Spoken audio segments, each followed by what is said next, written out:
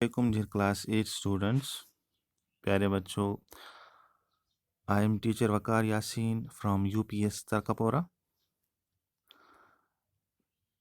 प्यारे बच्चों, आज हम जियोग्राफी का chapter number 2 mineral and power resources, इसका पार्ट 2 पढ़ने जा रहे हैं। सबसे पहले हम रिकैप्चुलेट करेंगे जो हमने पिछले वीडियो लेक्चर में स्टडी किया था, पढ़ा था। पिछले लेक्चर में हमने मिनरल्स की डिस्क्रिप्शन ले ली थी। मिनरल्स क्या हैं? ये नेचुरली अकरिंग सबस्टेंसेस हैं और ये नेचर में खुद ब खुद इनकी प्रोडक्शन होती है, ये खुद ब खुद बनते हैं, वजूद में आते हैं। इनकी एक डेफिनेट केमिकल कंपोजिशन है और ये वेरिंग जियोलॉजिकल इन्वायरमेंट्स में पाए जाते हैं।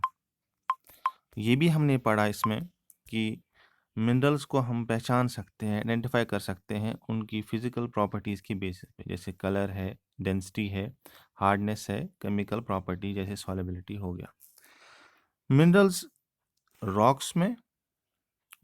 रॉक्स में और सी बेड के नीचे पाए जाते हैं। अक्सर इन्हीं जगहों पर डिस्ट्रीब्यूटेड है। ट्रॉपिकल रीजन्स में ज़्यादा मिनरल रिसोर्सेज पाए जाते हैं। उसके बाद हमने टाइप्स ऑफ मिनरल्स पढ़ा था।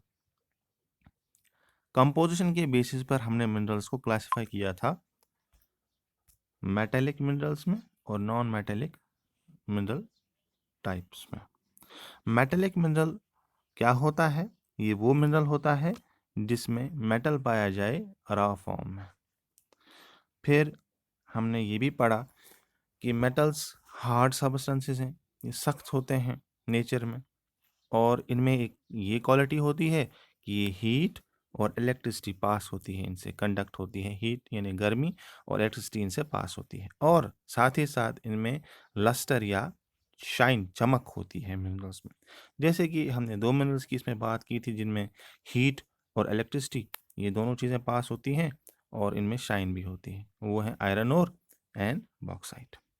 फिर हमने मेटेलिक मिनरल्स को सब डिवाइड किया था into two types, ferrous minerals and non-ferrous minerals। फिर हमने फेरस मिनरल्स भी पढ़ा था। फेरस मिनरल्स क्या होते हैं?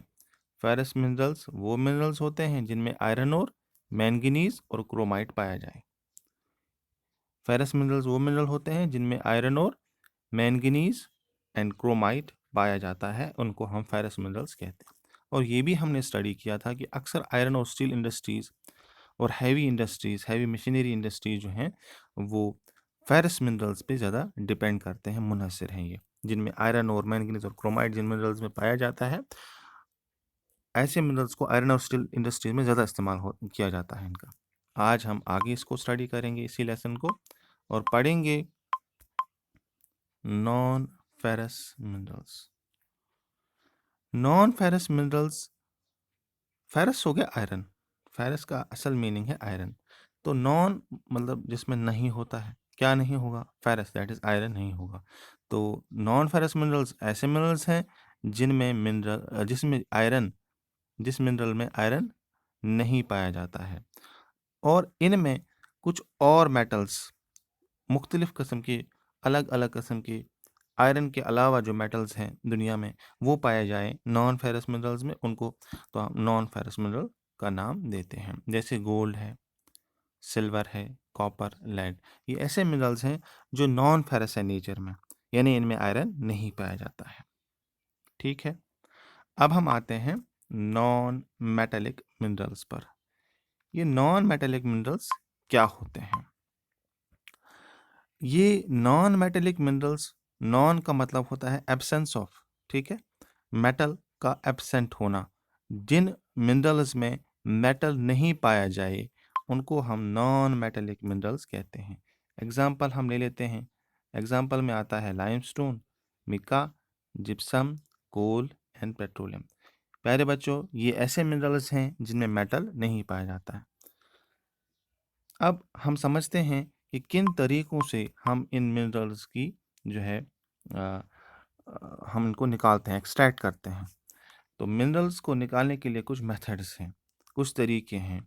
पहला है माइनिंग, ड्रिलिंग है दूसरा, तीसरा है कोरिंग। ये ऐसे 3 एक्सट्रैक्शन यानी मिनरल्स को बाहर निकालने के मेथड हैं जिनको हम इस्तेमाल में लाते हैं मिनरल्स को एक्सट्रैक्ट करने के लिए, बाहर निकालने के लिए। माइनिंग जो है ये एक प्रोसेस है, तरीका है मिनरल्स को बाहर निकालने का रॉक्स से यानी चट्टानों से, जो ज़मीन के बिल्कुल सरफेस के बिल्कुल नीचे ये दफन होते हैं, दबे होते हैं ये मिनरल्स। इनको हम माइनिंग के ज़रिए से बाहर निकालते हैं। ठीक है। प्रोसेस जो है माइनिंग का, इसमें 2 मेथड इस्तेमाल होते हैं। पहला ओपन कास्ट माइनिंग और दूसरा है शैफ्ट माइनिंग। ये 2 ऐसे सब मेथड्स हैं जिनको हम माइनिंग में इस्तेमाल में लाते हैं। प्यारे बच्चों, डीप वेल्स, कुएं, बहुत गहरे कुएं भी खोदे जाते हैं, बोरिंग होती है, ड्रिलिंग होती है इनकी, ताकि मिनरल्स को बाहर निकाला जाए। और जब हम डीप वेल्स को खोद कर मिनरल्स को बाहर निकालते हैं, इस प्रोसेस को ड्रिलिंग कहते हैं। इस प्रोसेस को ड्रिलिंग कहते हैं। तो ड्रिलिंग भी एक ऐसा मेथड है जिसके ज़रिए से हम डीप वेल्स खोदते हैं, बहुत गहरे कुएं खोदते हैं और मशीनों के ज़रिए, और उनको मिनरल्स को ड्रिलिंग करके हम बाहर निकाल लेते हैं। अब हम आते हैं कोरिंग के मेथड पर। प्रोसेस ऑफ कोरिंग कब इस्तेमाल में लाया जाता है? जब मिनरल्स बिल्कुल सरफेस के ठीक नीचे, यानी हम ज़मीन को हटाएंगे ऊपरी परत को, सॉइल को, तो नीचे आपको मिनरल्स मिल जाएंगे। तो कोरिंग एक ऐसा प्रोसेस है जिसमें हम सरफेस के बिल्कुल नीचे, ज़मीन के, सॉइल के बिल्कुल नीचे, सरफेस के नीचे सिंपली हम डग आउट करेंगे, ज़मीन को थोड़ा सा खोदेंगे और मिनरल को बाहर निकालेंगे। इस प्रोसेस को हम कोरिंग कहते हैं। आगे बढ़ते हैं। मिनरल बेस्ड इंडस्ट्रीज जो हैं, ये किसी भी नेशन की, किसी भी कंट्री की इंडस्ट्रियल डेवलपमेंट की बैकबोन माने जाते हैं। यानी मिनरल बेस्ड इंडस्ट्रीज ऐसी इंडस्ट्रीज होती हैं जिनको बैकबोन माना जाता है एक नेशन की इंडस्ट्रियल डेवलपमेंट के लिए। तो इंडस्ट्रियल डेवलपमेंट के लिए मिनरल बेस्ड इंडस्ट्रीज का होना बहुत लाजमी है। माइनिंग जो एक प्रोसेस है, मेथड है मिनरल्स को निकालने का, इसमें 2 शर्तें हैं, 2 चीज़ों की ज़रूरत पड़ती है। माइनिंग के लिए पहले तो लेबर बहुत ज़्यादा अवेलेबल होना चाहिए, मज़दूर, चीप लेबर होना चाहिए, ठीक है? सस्ते में लेबर मिलना चाहिए, और बहुत सारे टेक्नोलॉजिकल रिसोर्सेज चाहिए एक्सट्रैक्ट करने के लिए मिनरल्स को, ठीक है? ये 2 ऐसी कंडीशंस हैं माइनिंग के लिए। आगे हम नेक्स्ट वीडियो लेक्चर में पढ़ेंगे। आज के लिए इतना ही। अल्लाह हाफ़िज़।